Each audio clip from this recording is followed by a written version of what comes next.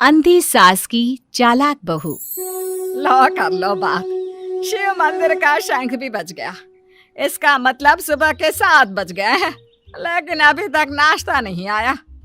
अरे बहू, ओ पूनम बहू, अरे इस अंधी बुढ़िया को इस जन्म में नाश्ता नसीब होगा कि नहीं? कल रात को भी फुलके जला दिए थे, कुछ मजा नहीं आया था खाने में। ये है सीतापुर में रहने वाली मंजरी, एक अंधी सास। मन की साफ है, बस थोड़ी सी जुबान से तेज है। मंदिर के शंखनाद से ही इन्हें पता चल जाता है कि वक्त क्या हो रहा है। और ये रही इनकी चालाक बहू पूनम। अच्छा हुआ जो मैंने ऑनलाइन ऑर्डर कर दिया सब कुछ, वरना ये बूढ़ी लाठी मेरी छाती पर मूंग दलने लग जाती। अरे बहू, तू घर में है भैया, चल बसी। हाय राम, ऐसा न कहो सासू माँ, दिन में एक बार तो भी माँ सरस्वती जुबान पर बैठती हैं। अरे नहीं नहीं, तुझे कुछ ना होगा। खुशबू तो बड़ी अच्छी आ रही है। ऐसे कौन से पंच पकवान बनाए हैं आज तूने? आज है स्पेशल जलेबियाँ, फाफड़ा, आलू की पराठे, कम चीनी वाली गर्मा गर्म चाय, दही पकोड़े, ये सब। वो मुझे डॉक्टर ने कहा है ना कि आप दिन में कम से कम 3 से 4 घंटे सोया करो, इसलिए आज मैंने सारा काम निपटा दिया है। अब मैं सो जाऊंगी। वाह, क्या स्वाद है। लेकिन बहू, ये तो ब्रिजवासी की जलेबियां है ना? तू तो कह रही है कि तूने बनाया है। दरअसल वो मैंने ब्रिजवासी काका से रेसिपी पूछ ली थी। अच्छा मम्मी जी, मैं आती हूँ अभी, जरा वो दूध गैस पर तेज आंच पर रखकर आई हूँ ना। पूनम फौरन ही वहां से उठकर रसोई में भाग जाती है। मंजरी को फिर भी पूनम पर थोड़ा शक आता है।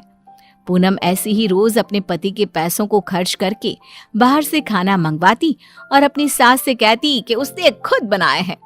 और उसकी बेचारी अंधी सास बहू के इस झूठ से बेखबर सारी चीजें मान भी लेती। एक दोपहर में पूनम पूरा मेकअप करके तैयार होकर खड़ी होती है। चलो फटाफट पतली गली पकड़ के निकल लेती हूँ, इससे पहले कि बुढ़िया मुझसे टकराए। बेचारी मेरी अंधी सासू माँ, उसे लगेगा कि मैं सो रही हूँ, जबकि मैं तो अपनी जानू से मिलने जा रही हूँ।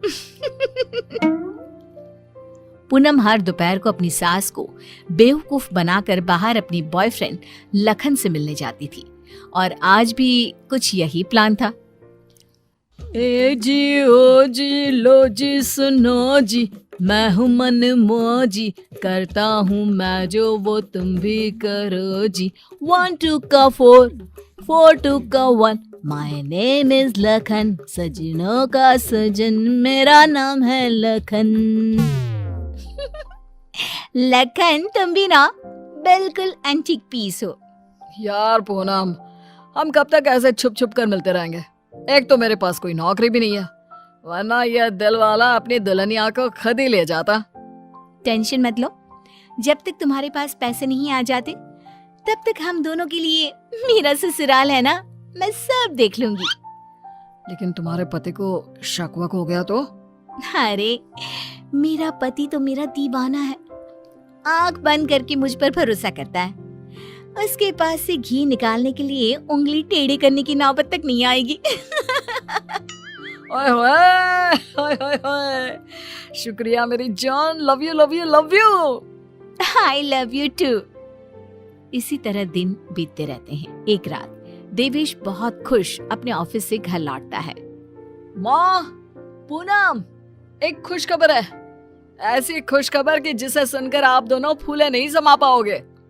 अरे तो जल्दी बताना फिर। हाँ हाँ, इतना सस्पेंस मत बढ़ाओ। मुझे कंपनी में सीईओ का पोस्ट मिल गया है। अरे वाह, जुग जुग जियो मेरे लाल। अब तो एक बड़ा माखन का कनस्तर चढ़ाऊंगी भोग में अपने कान्हा जी को। वाओ, मतलब अब 2 गुना 3 गुना 4 गुना पैसा होगा और हमारी तिजोरी में साल की 12 महीने दिवाली होगी। वाह वाह वाह वाह, कांग्रेचुलेशंस देवेश। Thank you. लेकिन इस खुश खबर के साथ साथ एक और बात भी है। मुझे कल सुबह ही मुंबई के लिए रवाना होना होगा। बिजनेस मीटिंग है, लगभग 1 हफ्ते तक वहीं रहना होगा। क्या? ये तो कितनी अच्छी बात है।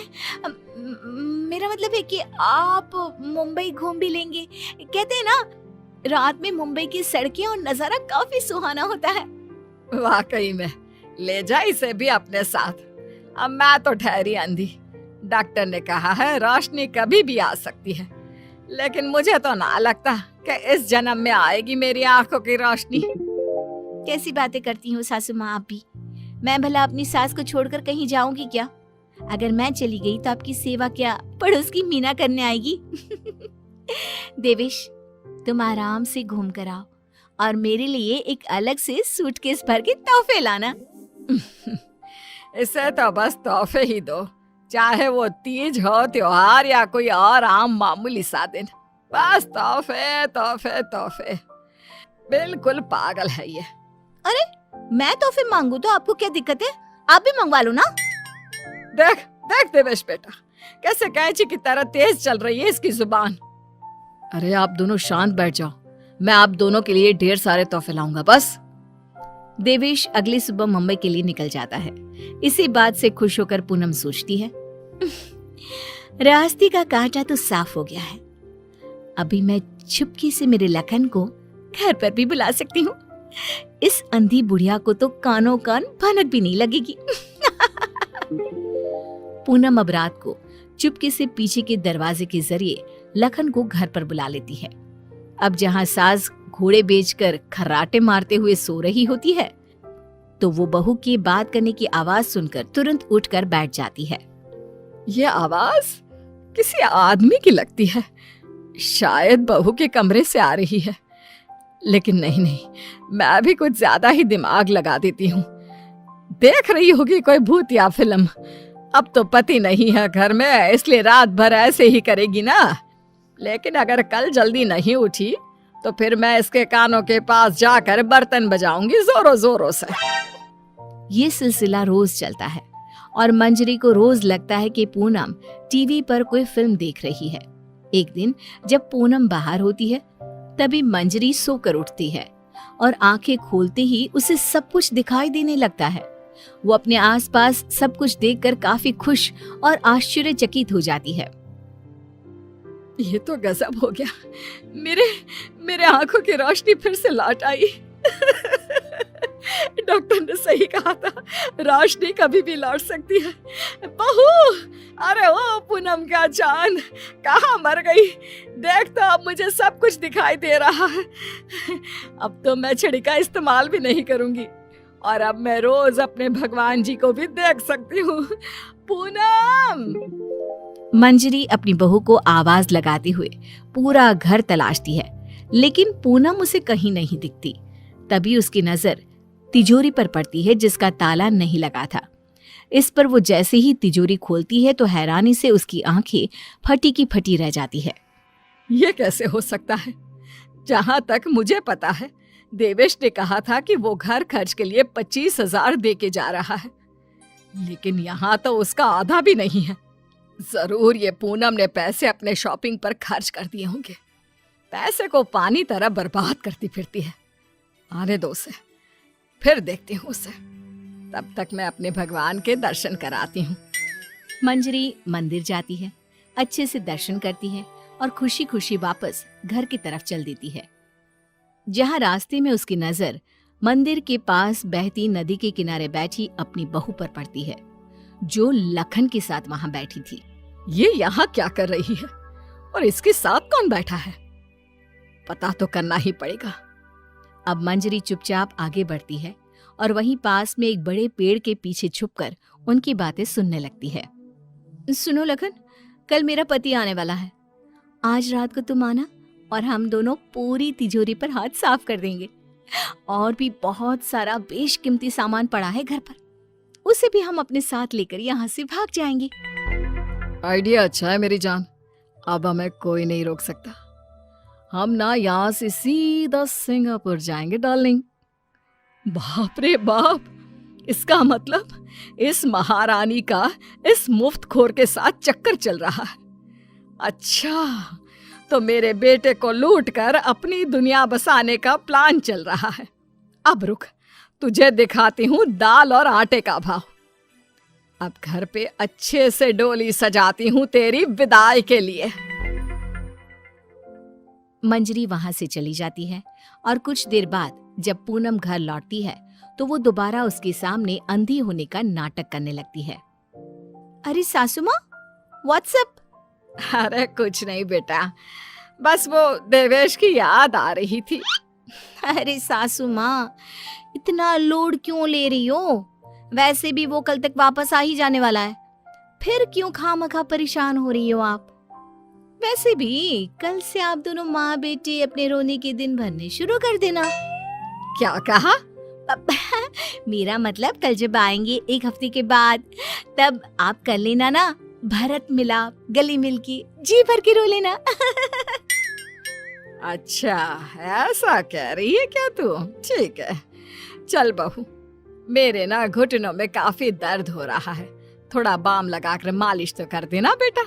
और हाँ, 2 दिन बाद 7 पंडितों को भोजन खिलाना है, उसके लिए मसाले भी तो तैयार करने हैं। सिलबट्टे पर ही पीसना है उनको, घर के पिसे शुद्ध मसाले चाहिए। लेकिन सासू माँ, मैंने जो कह दिया सो कह दिया, अब कोई आना कानी ना करना, ठीक है? वरना देवेश को फोन करके बता दूंगी। हाँ, मंजरी अपनी बहू पूनम से जानबूझकर सारा काम करवाती है और ना चाहते हुए भी पूनम को वो सारा काम करना ही पड़ता है। आखिरी बार थोड़ी एक्स्ट्रा सेवा करा लेती हूँ इस नासपिटी कर्मचली से। मुझे इतने सालों तक उल्लू बनाया ना, अब इससे एक दिन में कैसे सूखी मिर्ची बनाती हूँ, देखना। सारा दिन काम करके पूनम अपने कमरे में जाती है और रात को लखन पीछे के दरवाजे से घर में घुस आता है।